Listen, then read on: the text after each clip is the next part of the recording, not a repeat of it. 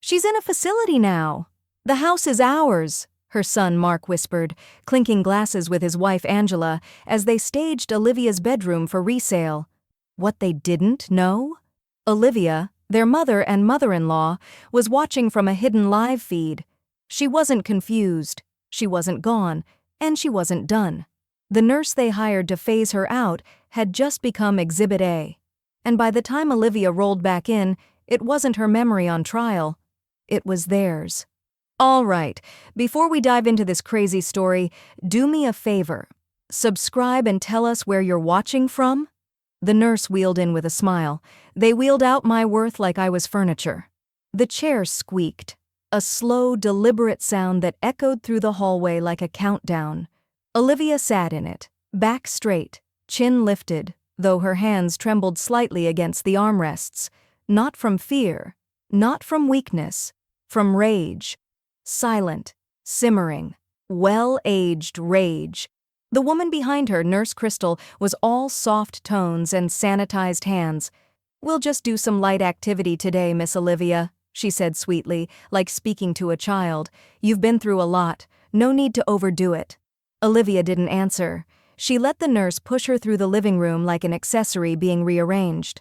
As they passed the large window, sunlight caught on a family portrait. Olivia, her late husband Richard, and their only son, Mark. It felt like a cruel photograph from a life that no longer existed.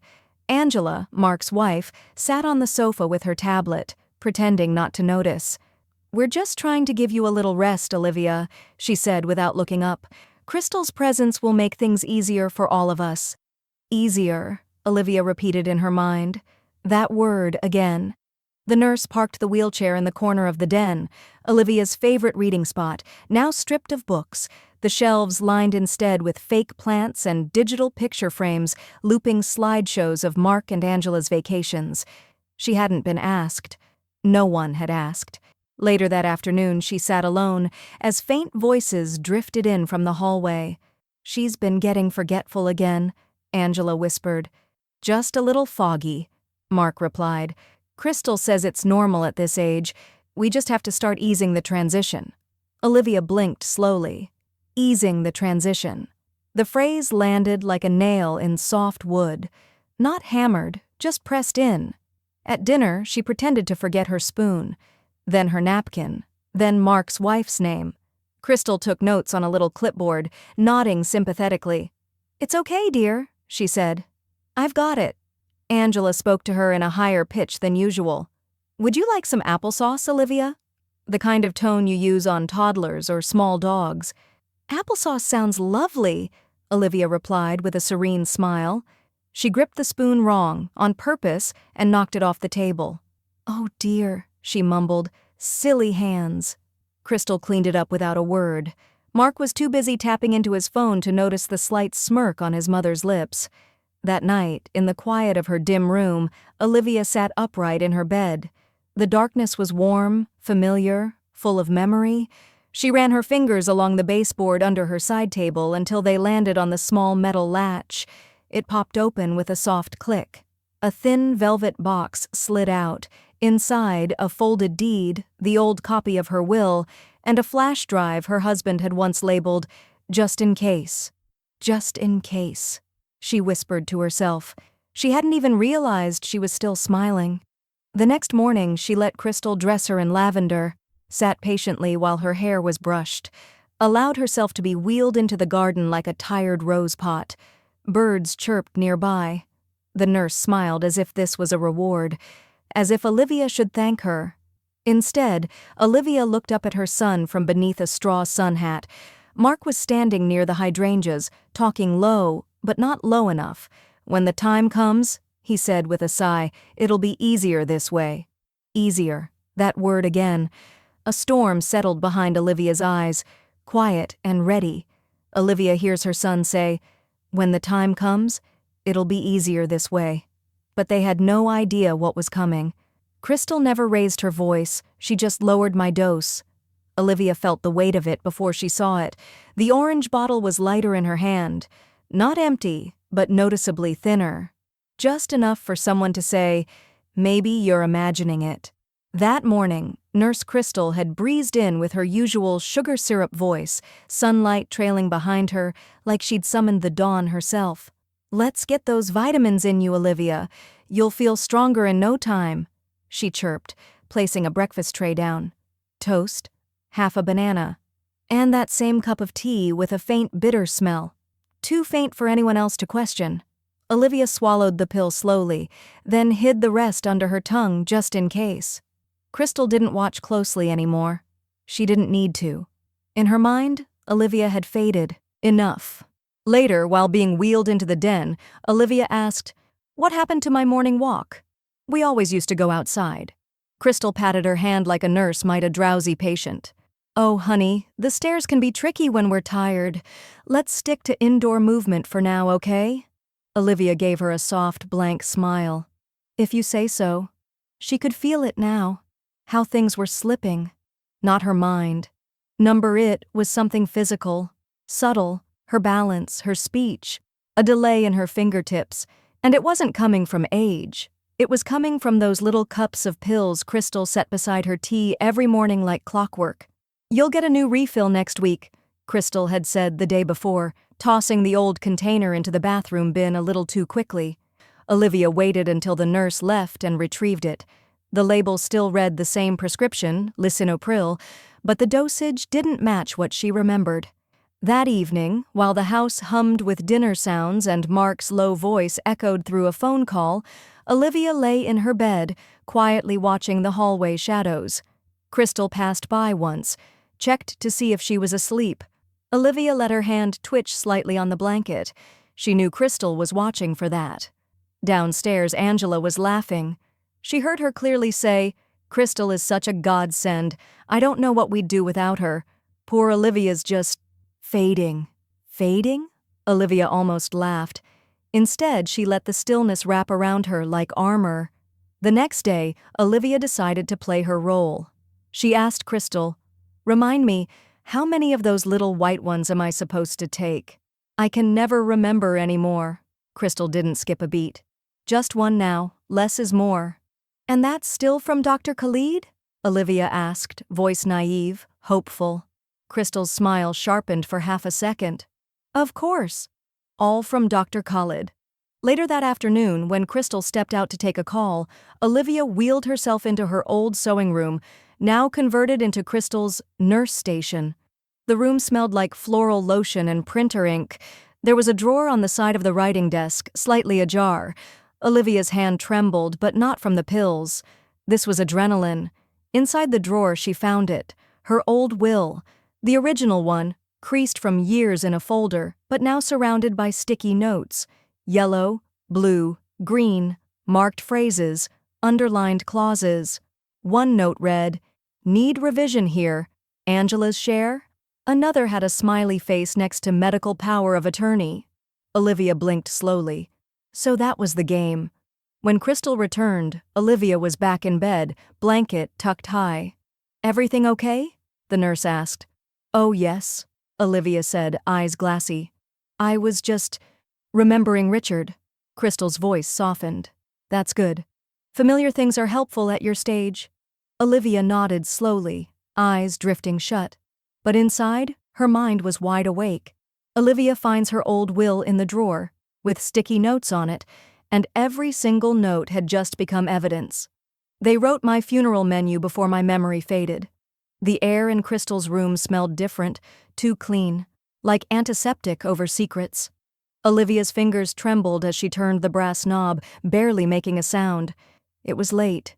She'd waited until she heard the soft lull of Crystal's favorite true crime podcast bleeding through her earbuds down the hall. One careful step after another, Olivia wheeled her walker past the edge of the door. Her slippers whispered against the hardwood. The room was dim, the blinds half drawn, moonlight cutting across a desk littered with tidy, too-perfect organization. A mug with "Compassion is my calling" in pink script sat beside a silver laptop, closed but warm. But it wasn't the laptop she needed. It was the drawer below. She pulled it open slowly. No creak, just a cool slide. Inside, a blue leather folder, slim and official-looking, labeled in Crystal's precise looping handwriting, End-of-Life Care Plan, Olivia D., Private. Olivia's throat tightened. She sat on the edge of the bed and opened it with steady hands. The first page was a typed checklist: adjust dosage slowly, to avoid suspicion, push for home hospice consult, coordinate family-led decisions, begin organizing estate access via Angela Draft comfort menu for final days. The words were clean, clinical, emotionless. Below the checklist were scribbled notes in Crystal's handwriting, cognitive slips becoming convincing. Family agrees, time to prepare next steps. Angela says Olivia has had a full life. Push more responsibility her way. Olivia's eyes flicked to the last page. It wasn't medical. It was a printout of an email thread between Crystal and Angela. From Angela C. Subject: Progress update. Love this pace. If we get her into full hospice by fall, the house clears before Christmas. And then Crystal's reply: just remember, it has to look natural. She still has connections. Let's not rush too loud. Olivia exhaled slowly, chest tight. They weren't just planning her exit. They were rehearsing it. And it wasn't just Crystal. Angela, her own daughter-in-law, was coordinating it like a seasonal furniture swap. Her hand shook as she tucked the file back exactly how it was. No creases, no tilt. She pushed the drawer closed and stood, holding onto the walker to balance herself. But her mind wasn't foggy anymore. It was sharp, searing. As she turned to leave, her eye caught something tucked inside the corner bookshelf, an old photo in a cheap frame. Her, Crystal, a hospital gala maybe 10 years ago. Olivia wore pearls. Crystal, a blue nurse's smock. Olivia remembered the day clearly. Crystal had been sobbing in the break room after a charting error nearly resulted in a patient being double medicated. Olivia had covered it, quietly corrected the file, told the head nurse it had been a printer issue. She had saved Crystal's job with a lie so soft it hadn't felt like one. She stared at the photo longer than she should have. I didn't just save her job, she thought bitterly. I saved her mask. Back in her own room, Olivia sat on the edge of her bed and reached beneath the floorboard near the closet, a loose one, long forgotten. She pulled out an old flip phone, battery fully charged, wrapped in a dish towel. She hadn't used it in years, but her hands were steady as she flipped it open and dialed. It rang twice. "Hello?" came a familiar male voice, gravelly with age but firm. "Thomas?" Olivia said softly. "It's Olivia. We need to move fast, and discreetly. She's playing for everything, and I'm ready to deal the cards back." There was a pause. Then, "How soon do you need me?" She looked out the window. The moon stared back like it had been listening the whole time. "Now." She calls her old attorney. "We need to move fast, and discreetly." And just like that, the game they thought she'd forgotten had officially begun. They thought they had me cornered. I moved the queen. Olivia stirred her soup slowly, watching the golden swirl as it caught the overhead light. She held the spoon in her left hand today on purpose. Her right trembled just enough to seem frail. Her eyes fluttered mid-sentence as if lost mid-thought. The mask she wore wasn't age, it was strategy. Across the table, Crystal's gaze flicked up from her tablet, lips curling into a polished smile. "Would you like me to help, Olivia?" Olivia blinked twice, then gave a soft nod, her spoon slipping purposefully to the table with a faint clatter. Crystal rose, moving with the soft, clinical grace of someone who thought herself in charge. "There we go," she murmured, taking over the bowl, adjusting the spoon as if feeding a toddler. Mark chuckled from the doorway, folding his arms. "She's like a grandma-shaped plant now. Just water her, feed her, and she sits all day." The words landed with a slap Olivia didn't flinch at, but her chest tightened as she etched the comment into memory. No reaction. Just another detail for the record. Because everything was being recorded now. Olivia had spent the past 4 days placing tiny voice-activated recorders behind air vents, in drawer liners, even inside a hollowed-out book of poems beside her bedside lamp. Her iPad, long ignored by the family, was quietly synced with cloud storage. She had learned more from playing helpless than she ever did while standing tall. And today, she'd activated the newest addition, a tiny camera embedded in the plastic flower arrangement on the kitchen shelf. Positioned just so, it captured every mealtime interaction, every moment Crystal touched her medication tray, every time Angela leaned in and called her sweet but slipping. In the evening, when Crystal retired early with her wine spritzer and Angela scrolled Instagram in her bathrobe, Olivia pulled out a package left for her by courier. A secure box, titanium gray, no label except a number code etched near the latch. She opened it using the combination Thomas, her attorney, had texted from his untraceable number. Inside were document sleeves, notarized statements, and a burner phone with encrypted call access. On top, nestled like a queen on a chessboard, was a fresh copy of a will, a new will, one that named no children, no spouses, no caregivers, just one heir. Lena Monroe, the daughter of Olivia's late best friend, a licensed nurse, caregiver by choice, and the only one who still sent birthday cards with handwritten messages. Olivia slipped the new will into her fireproof folder and placed something else in the top drawer of her desk. A decoy. The old will. Slightly wrinkled, stained with time and tea. She added a yellow sticky note labeled "Final Copy" and left the drawer half closed, just enough to pique curiosity. She didn't have to wait long. The next afternoon, Crystal accidentally entered Olivia's room while dusting. Olivia watched her from the corner of her eye, feigning sleep. She heard the pause by the desk, the soft hiss of paper sliding, then the quiet tisk under Crystal. Breath. It took only 12 seconds, just long enough for Crystal to find the bait. As the door clicked shut again, Olivia opened her eyes slowly. Her face calm, her mind electric. Checkmate wasn't loud, it was silent, slow, methodical. And it always began with letting the opponent think they had the king. Crystal finds the will in the drawer, unaware it's a fake copy. And upstairs, in the attic camera feed, Olivia rewound the moment, watched it play back, zoomed in on Crystal's hand. The game had shifted. The queen was back in play. I once saved her job. She came back to erase my life. The taste of chamomile lingered bitter on Olivia's tongue. It wasn't the tea, Crystal brewed it perfectly as always, but the tension that steeped in the silence between them.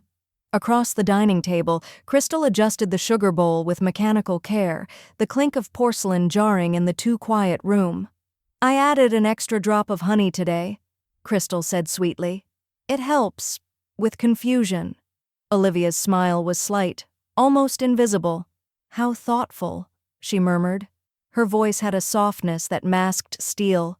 She watched Crystal's fingers, calm, practiced, never shaking, as they folded a linen napkin. The same hands Olivia remembered years ago, trembling under fluorescent lights in that cluttered hospital break room. That night had etched itself in Olivia's memory, flashback.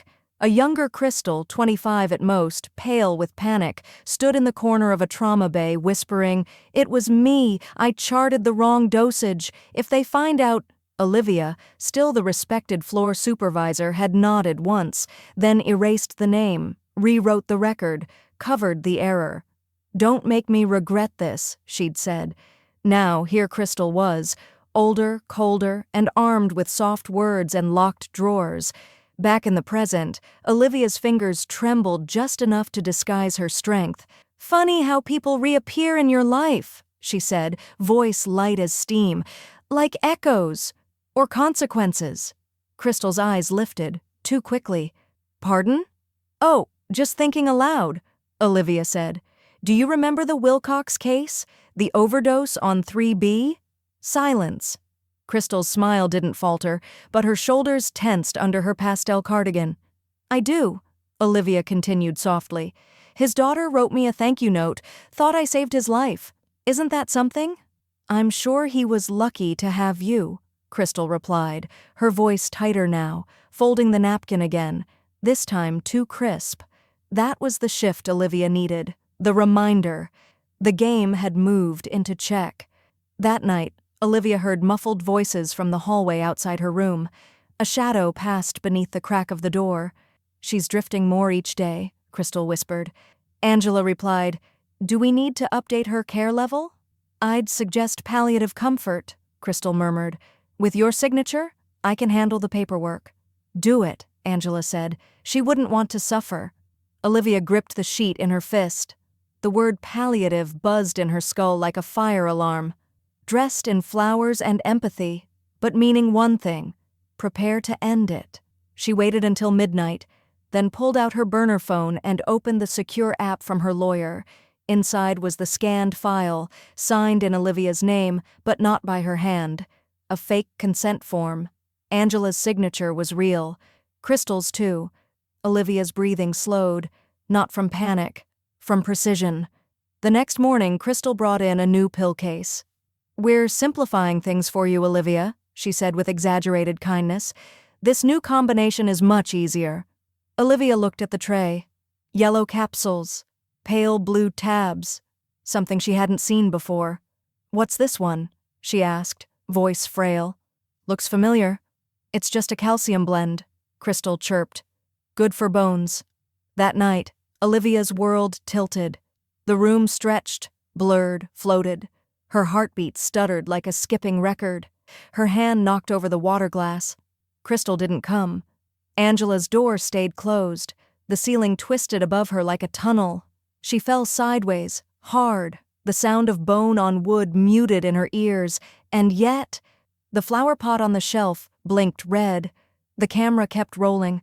From behind her slumped shoulder, the lens caught Crystal walking in 30 minutes later, glancing down, whispering, "Damn it, too soon." She knelt, took Olivia's pulse, and said to herself, "We'll say it was an accident. She must have gotten confused." Then she smiled. Then she left. Olivia collapses, but her hidden camera keeps rolling. The next morning, Crystal would find Olivia gone. But the real surprise wasn't Olivia's disappearance.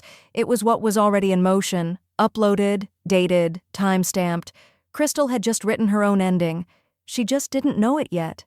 They said she might not wake up. I was just resting my eyes. The fluorescent hospital lights flickered gently above Olivia's eyelids as her body stirred beneath a thin blue blanket. Her throat was dry, her joints stiff, but her mind, sharp as shattered glass, cut straight through the fog. She blinked once, then twice, and let the sterile scent of antiseptic pull her fully into consciousness. "She's awake," a nurse whispered from the doorway, surprised. Dr. Hallstrom appeared moments later, jaw tight with concern. "Mrs. Davenport, can you hear me?" Olivia turned her head toward the sound. Her voice came soft but steady. "I was never asleep, just ignored." The nurse startled. The doctor stepped closer, checking her vitals, then asking gently, "Do you remember what happened?"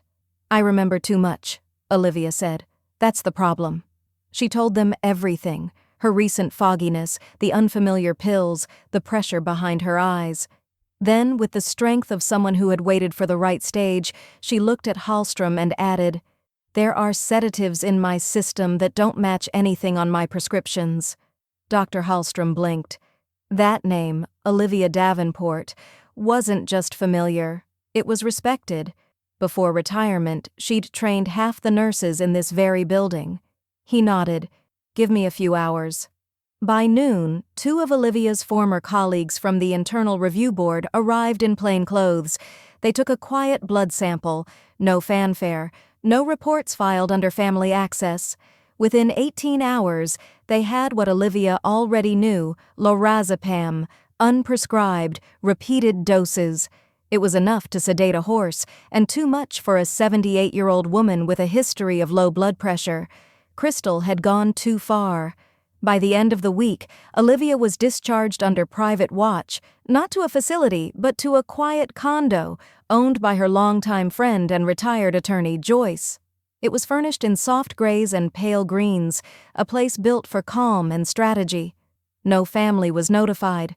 No trace was left, except the silence she left behind. Meanwhile, back at the house, Mark stood in the center of the sunlit living room, arms crossed, announcing to Angela and Crystal, "The hospital says she's stable but not returning. She's in care now. This house is functionally ours." Angela clapped her hands together. Finally. Crystal sipped her coffee without looking up. That was quicker than I thought. Angela laughed, walking through the hallway, already taking measurements for new furniture. She won't know what hit her, she said. I mean, she probably won't know anything at all anymore. But 27 miles away, in a sun-drenched living room, Olivia sat with her legs tucked beneath a woven blanket, a cup of Earl Grey warming her palms. Her laptop sat open, the secure live stream feed from the house's newly upgraded cameras playing in crisp HD. Angela's voice echoed through the laptop speakers. Olivia didn't even blink. Instead, she tilted her head, took a slow sip of tea, and whispered, "Wrong again." Outside the window, a dove fluttered to the railing and cooed softly. Peace had arrived, but it came with teeth. She watched Crystal walk past the dining room cam, checked her phone, and exit toward the basement. A notification blinked on Olivia's screen. Motion detected. Cellar stairwell. She clicked it and smiled. She knew what they were planning, and she knew they had no idea she was watching. Olivia watches this from a secure link, sipping tea. They didn't even wait for the obituary. The floral arrangements were too cheerful. That was Angela's first mistake. The house was dressed like it was ready for a wedding, not a sale built on deceit. White orchids lined the fireplace mantel Olivia had hand-tiled decades ago. Lavender-scented candles flickered along the hallway, where her late husband's military medals once hung. It was a show, but not for Olivia. For the open house guests, for the money, for the future Angela thought was sealed. Crystal, dressed in a cream cardigan and faux pearls, walked a couple through the guest suite, smiling gently. "It was my aunt's room. She always loved the light here. We're just helping the family transition now that she's no longer herself." No longer herself.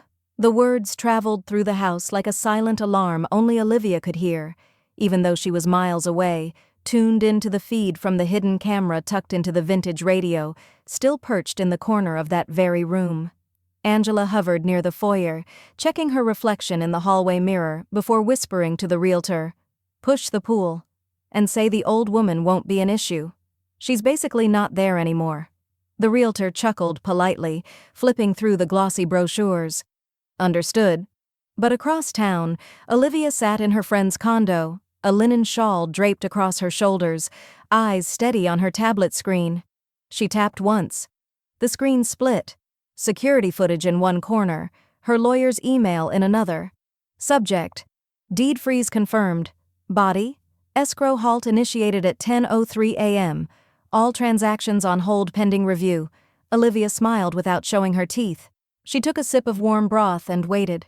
Back at the open house, a young I do, Olivia said, pulling a thin folder from her bag. She handed it to Mark. "You can verify every signature, every timestamp, but you may want to sit down first." Mark opened it with trembling fingers. Inside, photocopies of sedative blood work, prescription logs with falsified entries, and a notarized affidavit from Olivia's ER physician. At the very bottom, a notice of intent to sue for medical negligence and abuse of power, with Crystal's name in bold. Crystal's eyes darted, searching for a way out. "I haven't filed it," Olivia said. "Yet." Then she reached into her coat and pulled out a sealed white envelope with Crystal's name written in blue ink. She held it out. "You'll want to read this, alone, and you'll definitely want to resign before this goes public." Crystal stepped forward and took it, hands shaking. The moment she did, Olivia stepped back, putting a wall of air and truth between them. Angela, lips curling, hissed, "This is harassment. You ambushed us." "No, dear," Olivia replied calmly. "I reclaimed what was already mine." Outside, the realtor's car peeled away. The couple that had toured the home disappeared around the corner, shaking their heads. Inside, the house was no longer theirs. It never had been. Olivia hands Crystal a sealed envelope. "You'll want to resign before this goes public." They pulled the strings. I cut the stage from under them.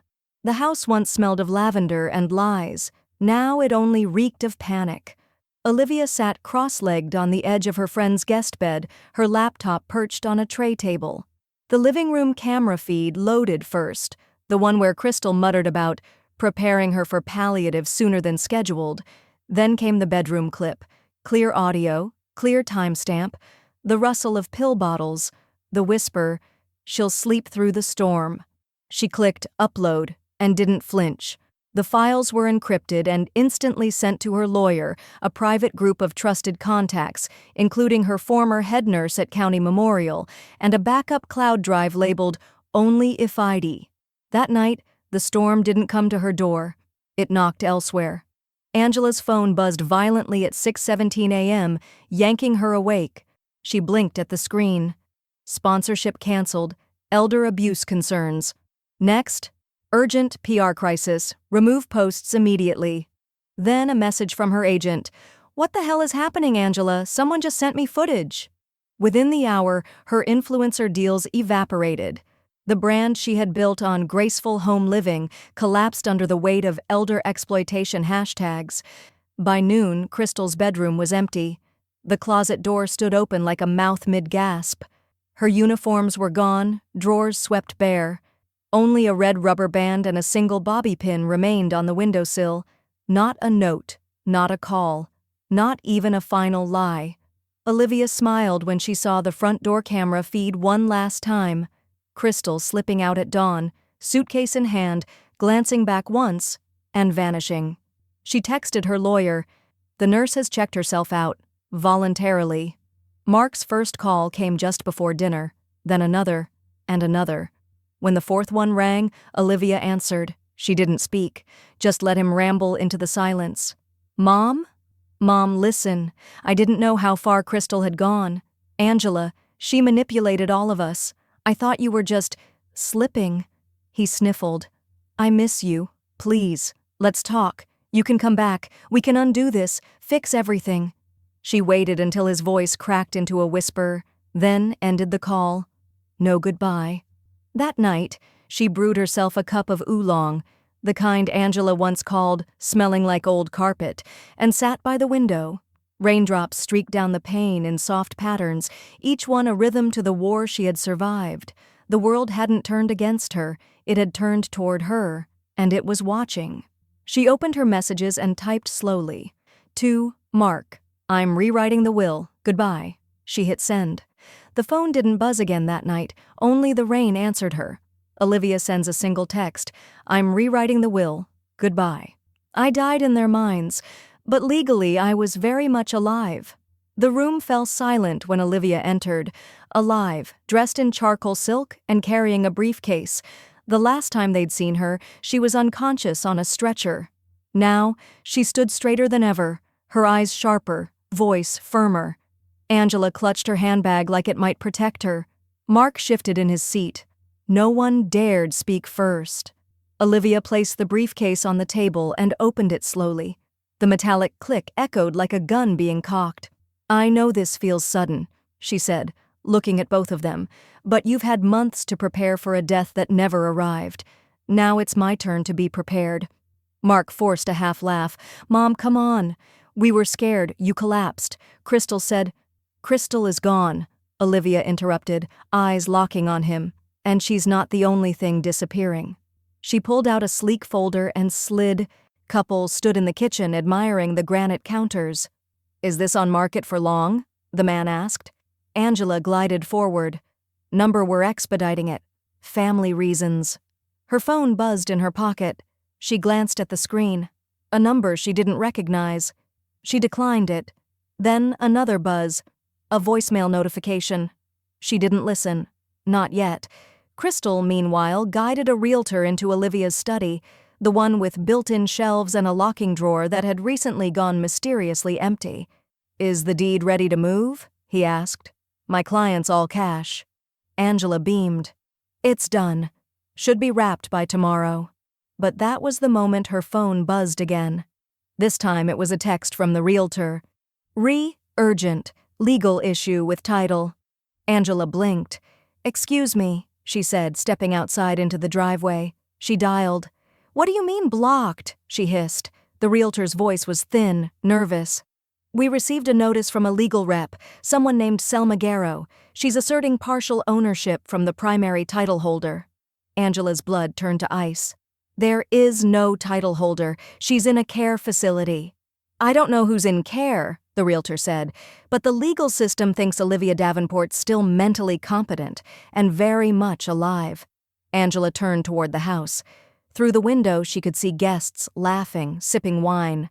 The illusion held, for now. But her hand trembled as she hung up.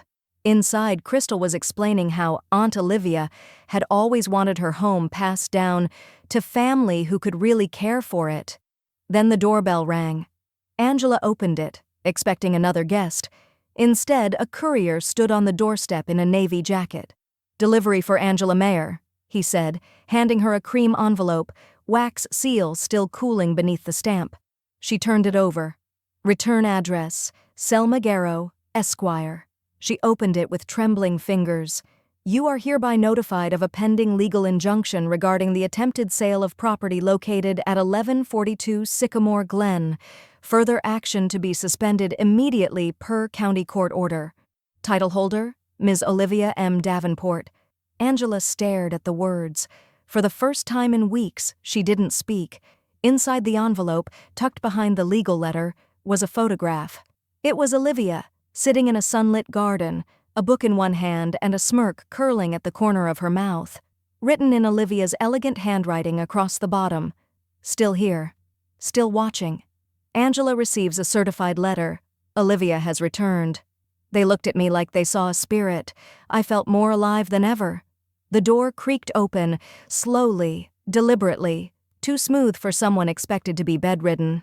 Olivia stepped over the threshold in soft-soled shoes, her cane barely tapping the wood floor. Sunlight filtered through the foyer windows, haloing her silver hair like a crown. And in that moment, silence didn't just fall over the open house. It crashed. Angela froze at the foot of the staircase, halfway through showing a young couple the family potential of the property. Crystal stood in the kitchen, back straightening as if she'd seen a ghost, which in a way she had. "Good afternoon," Olivia said, her voice steady as steel beneath velvet. "I see I missed the punch and hors d'oeuvres." Mouths opened. No one spoke. Olivia walked deeper into the house, each step more confident than the last. Her presence swept through the space like a storm front. She passed a vase of orchids, white, pristine, and utterly out of place, and gently turned it to face the wall. "You're not supposed to be here," Angela finally managed, the words thin with disbelief. "I suppose that depends on who you ask," Olivia replied, pausing by the mantel where her late husband's photo used to sit, now replaced with a scented diffuser. She didn't comment, just inhaled. Mark burst in from the back deck, red-faced and breathless. "Your mom, you shouldn't be out of care." "Ah," Olivia smiled. "So you do still recognize me?" "You're confused," Mark said, stepping toward her. "You've had episodes." Crystal said, "Crystal," Olivia cut in, turning toward the nurse who hadn't moved since she walked in. "Do you want to finish that sentence for him, or should I?" Crystal's lips parted, but no sound came out. She looked cornered, like a chess piece suddenly staring down a queen. "I have documents," Olivia continued, showing controlled substances administered without prescription, security footage from my bedroom, and emails from your dear Angela here, calling my decline convenient. The couple from the tour awkwardly stepped toward the door, sensing a family implosion in slow motion. Olivia turned, facing Crystal now. "I trusted you. Years ago, when you misdiagnosed a patient at County Memorial, I kept that from the board. You remember that, don't you?" Crystal nodded slowly, her face pale. "You returned the favor," Olivia said softly, "by trying to erase me." Angela grabbed Mark's arm. "She's bluffing." "You?" Two identical envelopes across the table, one to Mark, one to Angela. Angela hesitated. "What is this?" "My will," Olivia replied calmly. "The new one." Mark opened his and paled. "You're disinheriting us?" "No," Olivia said, gently folding her hands. "I'm reallocating. You can't lose something you were never entitled to." Angela scoffed, trying to recover. "So you're giving everything to strangers?" "To someone who bathed me without cameras watching, who never asked if I'd updated my estate before pouring tea," Olivia replied, her voice like velvet hiding a blade. You remember Eliza's daughter, June? She cared for me when your nurse kept calling me nonverbal to her friends. Mark's mouth opened, then closed. Angela stood, hands trembling. You can't do this. We'll fight it. Olivia raised an eyebrow. Clause 14. Any attempt to contest this will result in automatic forfeiture of all rights to assets, trusts, or financial distributions. I worked with 3 separate attorneys to make sure of it. She sipped water with quiet elegance. Angela looked ready to hurl hers. And the house? Mark asked, desperate now. Owned entirely by the Olivia D. Hayes Charitable Living Trust. After I die, it converts into transitional housing for elderly women, those pushed out of their families just like I was. Angela gasped. You're making this personal? No, Olivia snapped, a rare crack in her tone. You did. When you brought Crystal in, when you sold my furniture, when you staged the living room while I was still in a hospital bed. The silence grew thick and pulsing. And then Olivia smiled. You forgot one important thing. I never left. As the room began to quake with emotion, a knock interrupted them. A tall woman in a maroon blazer entered, holding a small folder. Excuse me, Ms. Hayes, she said, nodding. Your requested background check results. Olivia accepted the folder. Perfect timing. She didn't sit this time. She stood as she read. Crystal Whitmore. Real name? Crystal Ann Daly. Expelled from her last facility after a patient's unexplained overdose. Settled out of court. Changed names in 2016. Started working with vulnerable seniors again in 2018 under falsified credentials. Angela dropped her coffee. Mark stood frozen. And that, Olivia said, placing the folder down with quiet gravity, is the woman you trusted to ease my transition. Angela sat down hard. Mark looked like a boy again, lost, exposed, speechless. You thought I was fading, Olivia said, her voice now soft, almost mournful. But I was watching. I always was. She turned to leave, but paused in the doorway. Oh, and I've arranged for the reading of this new will to be live-streamed, she added, glancing at her watch. You may want to change clothes before the internet sees you sobbing. The door shut behind her like the punctuation on a sentence no one wanted to hear. Crystal's dark past resurfaces in the middle of it. She walked in quiet, but her words shattered everything. The voicemail began with a trembling breath. Hi, my name's Carla Rains. I saw the news segment about Olivia Hayes, and I need to say this, because what Crystal did to me, it never left me. The audio crackled slightly, but every word was a blade. She was my nurse at Hawthorne Memorial 6 years ago. I was recovering from a fall. I wasn't even supposed to be medicated heavily, but she said I was restless, said I was too alert for someone in recovery. Next thing I knew, I couldn't stay awake. When I came to, my wallet was missing. So was my medication log. But no one believed me, because I was just old. Mark sat stiff on the leather couch, staring at his knees. Angela stood by the fireplace, her arms crossed, jaw clenched so tight you could see the pulse in her temple. She tried the same things with your mother, Olivia said softly, turning off the speaker. Only this time there was a camera, and receipts, and a full toxicology report. Angela scoffed under her breath, but even she didn't argue anymore. Mark raised his head, his eyes red. Why didn't you tell me sooner? Because you were laughing with her while I was slurring my words, Olivia replied, voice like silk stretched over steel. Because you let her fill my prescriptions. Because the moment I hesitated with a name or forgot where I left the keys, you looked relieved, not worried. Angela bit her lip. She manipulated us too. Olivia walked over to the dining table where a stack of documents sat neatly clipped and color-coded. She picked up the top sheet, Crystal's original resume, falsified, then a red-tabbed folder containing Mark's signature on the transition consent paperwork. Did she fill this out for you too? Olivia asked, holding up the page. Mark didn't answer. She gave me crushed sedatives and chamomile tea, Olivia continued, setting the folder down. While you updated the guest bedroom for your future office? Angela finally snapped. Okay, enough. You win. You're the matriarch again. The whole damn house is yours. What else do you want? Olivia looked at her for a long moment, her silence thicker than anger. "To not have been treated like luggage," she said simply. "But since that's long gone, I'll settle for this." She reached into her leather folio and pulled out a gold-sealed envelope. Eviction notice. "Effective immediately," she said, handing it to Angela. "You have 10 days to vacate. The locks will be changed on the 11th. Angela looked stunned, as if the air had been sucked from the room. "You're kicking us out?" she whispered. "No," Olivia said, gathering her documents. "I'm reclaiming what I built. You're being escorted out by your own decisions." Mark buried his face in his hands. His voice, when it came, was a whisper. "I thought she loved us." "She did," Olivia replied, moving past him toward the door. "But love is not blind. And it isn't deaf either." Angela flung the envelope on the table. "This is elder revenge, that's what this is." Olivia paused by the staircase, glancing back. "No," she said, "this is elder justice." The hallway was filled with sunlight as Olivia stepped away, her shadow long but her steps light. Behind her, 2 lives built on silence began to fracture under the weight of truth finally spoken. Olivia files for property eviction. "I wrote it with grace. The gold was just for irony." The letter wasn't just printed, it was embossed on ivory parchment, with Olivia's full name in looping cursive at the header and a fine gold border inked around the edge like a gilded frame. She'd chosen the gold for one reason only. Angela once said she hated how gaudy and old lady gold accents were.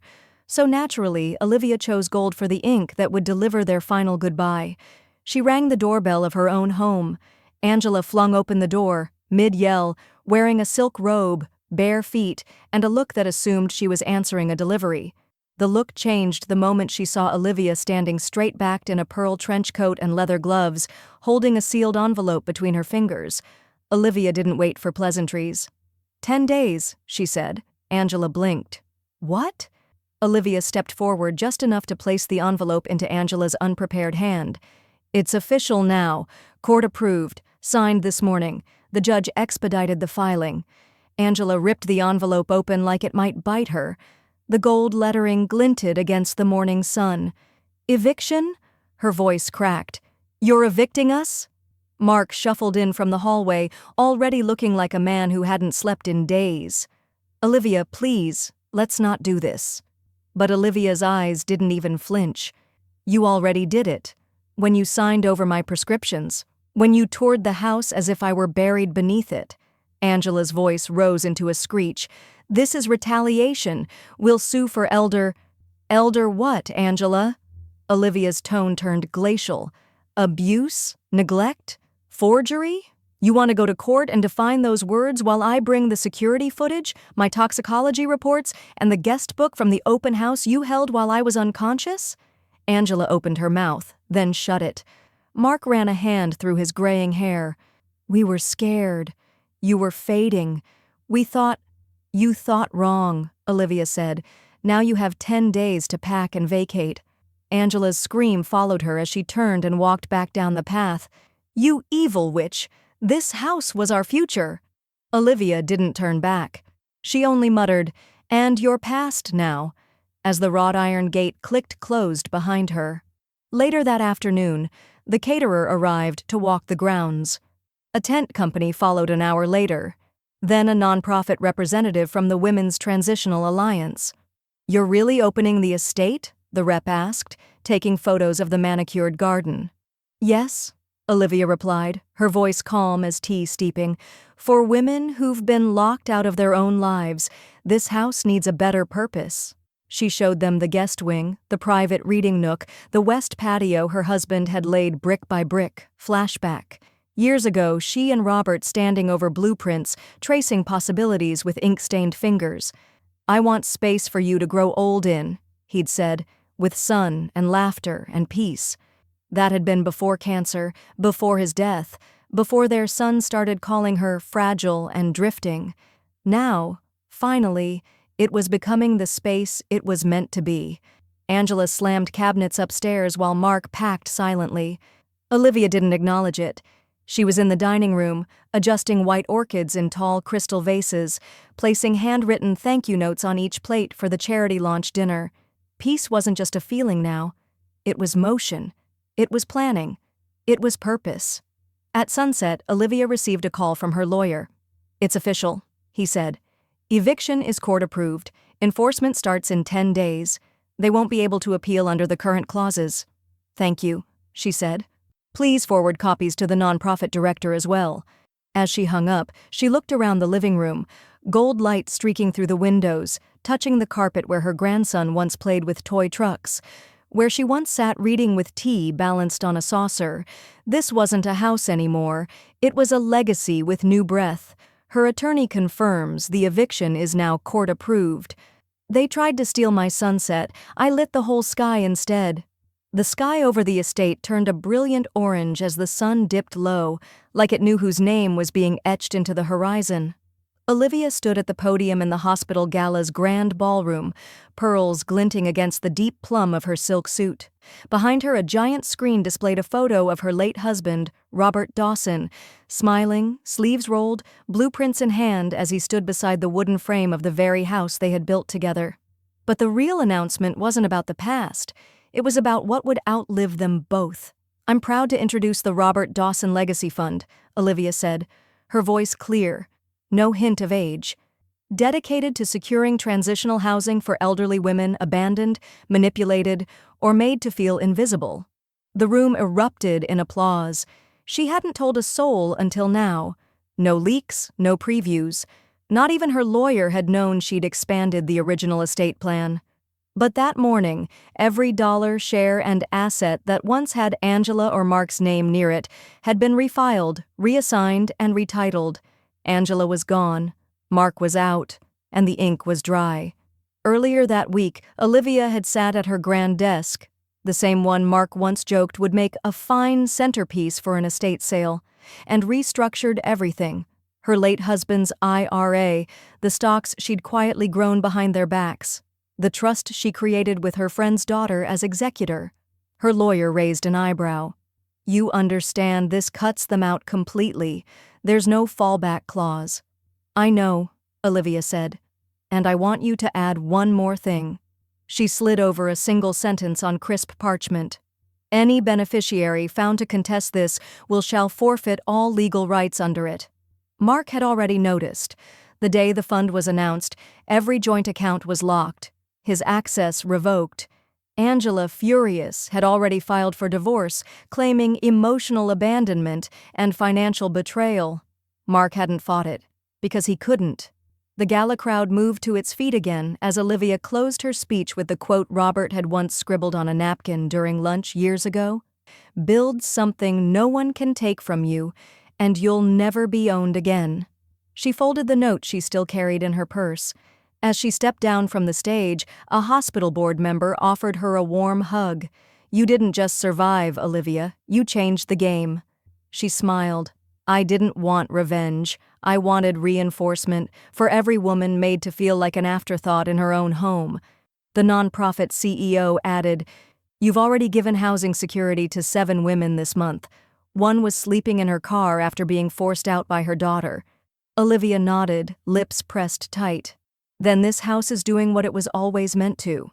Angela, meanwhile, had found a different stage. On a wrinkled white bedsheet in a cheap motel, she set up her ring light and filmed a dramatic monologue.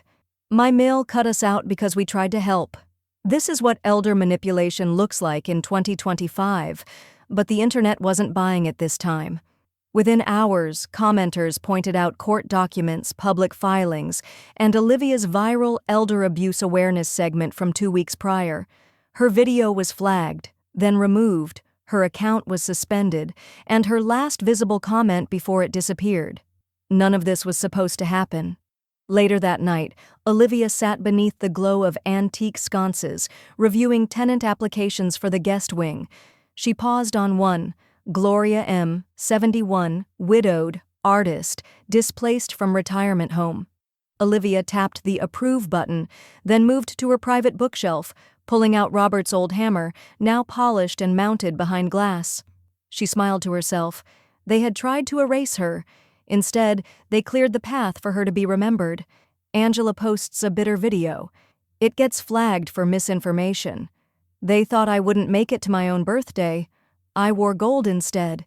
The chandelier shimmered over the dining table, casting warm amber light over crystal glasses, tea cakes, and linen napkins folded like blooming roses. The scent of lemon balm, fresh from Olivia's garden, mingled with the sweetness of buttercream frosting. Laughter echoed through the hall, but all eyes were on the woman at the head of the table. Olivia stood tall in gold. Not just any gold. The same gold suit Angela once called too flashy for someone her age. The one she mocked in front of her friends, whispering, "She looks like a foil-wrapped candy with opinions."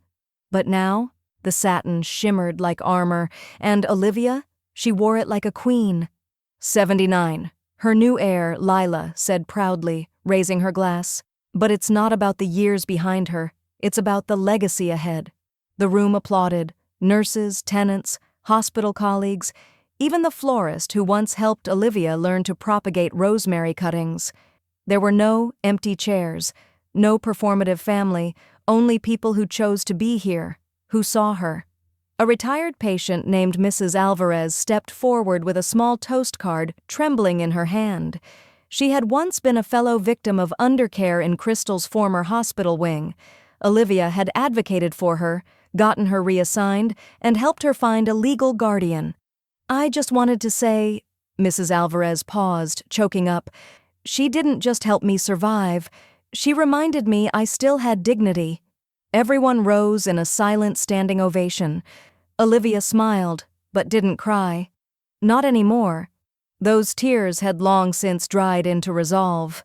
After the cake had been cut and the last bite of lavender scone shared, Olivia retired to her study. The evening sun painted long golden streaks across the rug as she opened a small envelope left at her front door earlier that day. There was no return address, no decoration, just her name, handwritten in tight, unmistakable cursive. Inside was a letter. "Olivia, I never meant for things to go that far. I thought I had control. I thought you wouldn't notice. I was wrong. I don't expect forgiveness. I just wanted to say I'm sorry. Crystal." Olivia read it once, then again. She didn't shake.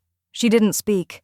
Her hands were steady as she picked up a long matchstick, struck it against the side of the marble tray, and lit the corner of the letter on fire. The paper curled inwards, blackened.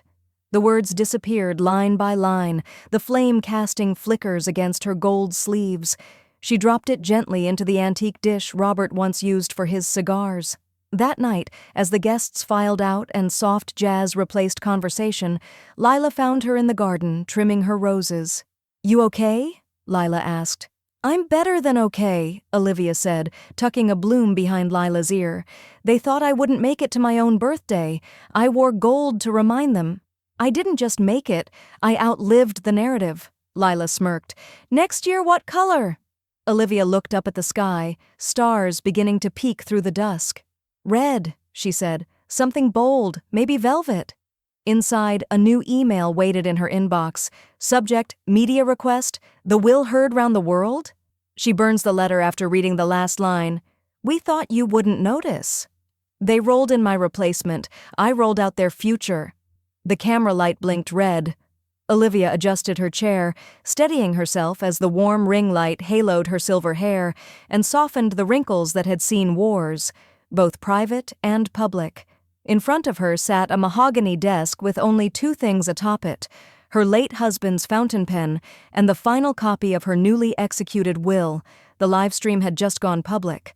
Over 12,000 viewers were already tuned in. Journalists, lawyers, social workers, former patients, curious onlookers, silent supporters, and somewhere, Mark. Possibly in a motel, hunched over a cracked phone screen, the last scraps of pride bleeding from his posture. Olivia cleared her throat. "This isn't for sympathy," she began, her voice like velvet wrapped around steel. "It's for memory and accountability." A soft violin track played in the background, subtle, emotional, not indulgent, just enough to carry her words like a eulogy that wasn't hers. I was told I was slipping, that I was a burden, that it would be easier for them if I simply disappeared quietly. She paused. The chat exploded with reactions. But I didn't vanish. I watched. I documented. And now I decide. She picked up the will. Effective immediately, all prior beneficiaries, Mark Davidson and Angela Lynn, are removed from this estate. They are not to benefit in life or in memory from anything tied to this home, this history, or my legacy. She let the silence hang in the air.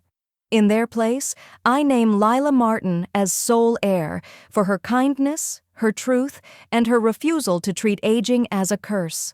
The screen split for a moment.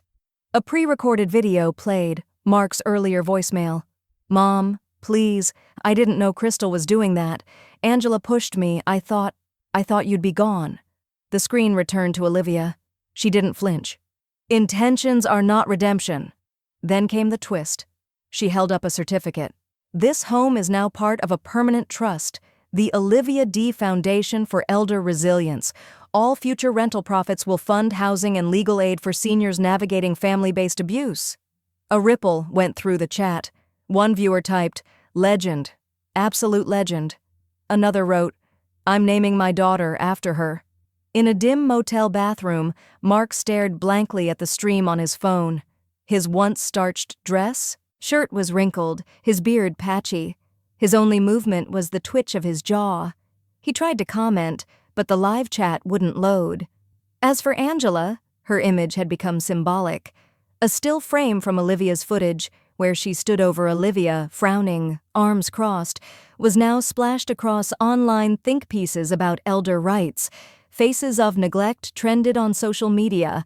Her publicist quit, her brand deals vanished, and Olivia hadn't even named her directly. Her silence was louder than accusation. Back on the stream, Olivia held up one last paper, the original will, with scribbled notes from Crystal, crossed-out clauses, and stickies like "remove room clause."